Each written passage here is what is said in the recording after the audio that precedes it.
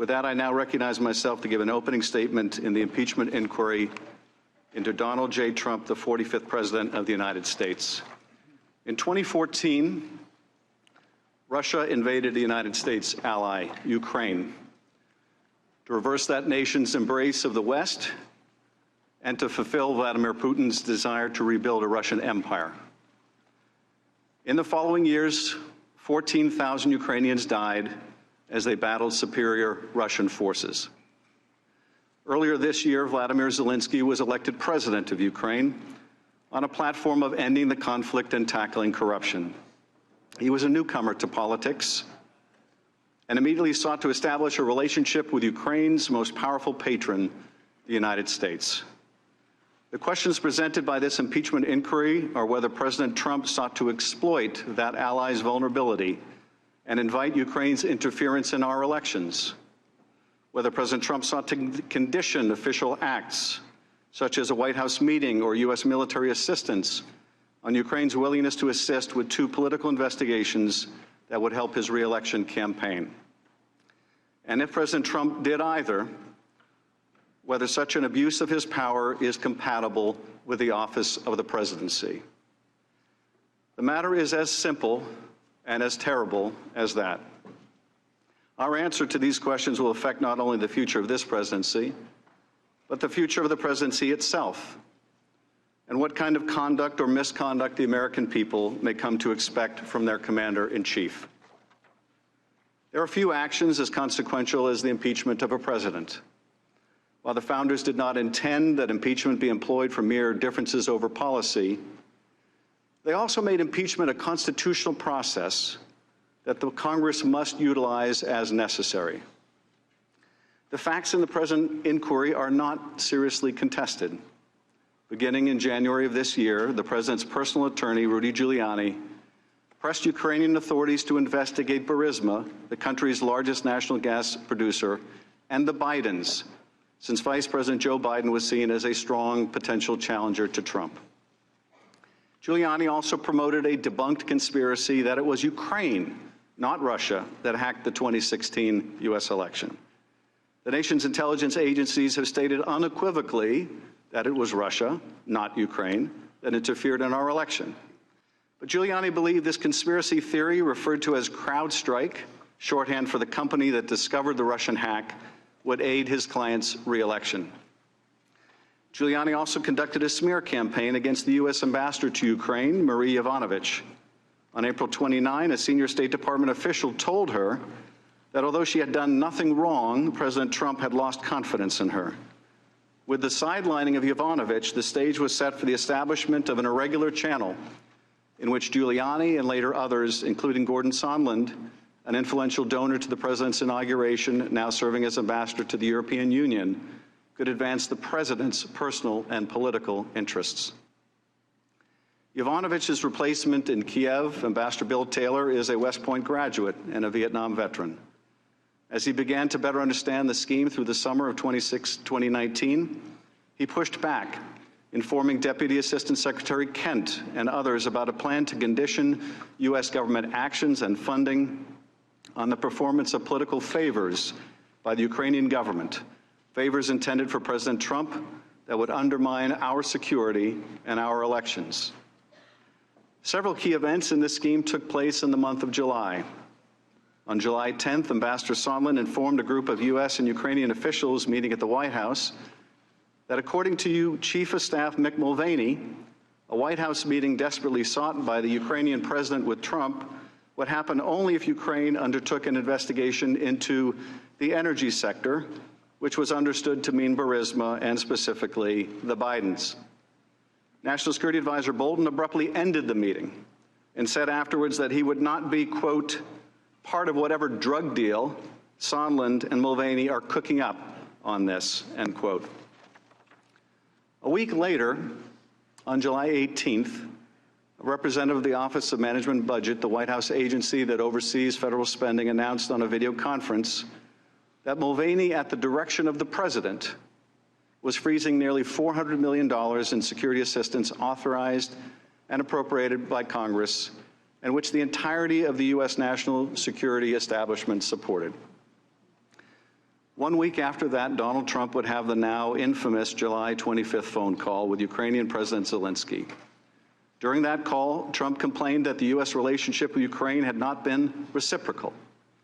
Later, Zelensky thanks Trump for his support in the area of defense and says that Ukraine is ready to purchase more Javelins, an anti-tank weapon that was among the most important deterrents of further Russian military action. Trump's immediate response: "I would like you to do us a favor, though." Trump then requested that Zelensky investigate the discredited 2016 CrowdStrike conspiracy theory and, even more ominously, look into the Bidens. Neither of these investigations was in the U.S. national interest, and neither was part of the official preparatory material for the call. Both, however, were in Donald Trump's personal interest and in the interests of his 2020 re-election campaign. And the Ukrainian president knew about both in advance, because Sondland and others had been pressing Ukraine for weeks about investigations into the 2016 election, Burisma, and the Bidens. After the call, multiple individuals were concerned enough to report it to the National Security Council's top lawyer. The White House would then take the extraordinary step of moving the call record to a highly classified server exclusively reserved for the most sensitive intelligence matters. In the weeks that followed, Ambassador Taylor learned new facts about a scheme that even Sondland would describe as becoming more insidious. Taylor texted Sondland, quote, "Are we now saying that security assistance and White House meeting are conditioned on investigations?" As summer turned to fall, it kept getting more insidious, Mr. Sondland testified. Mr. Taylor, who took notes of his conversation, said the ambassador told him in a September 1st phone call that everything was dependent on the public announcement of investigations, including security assistance.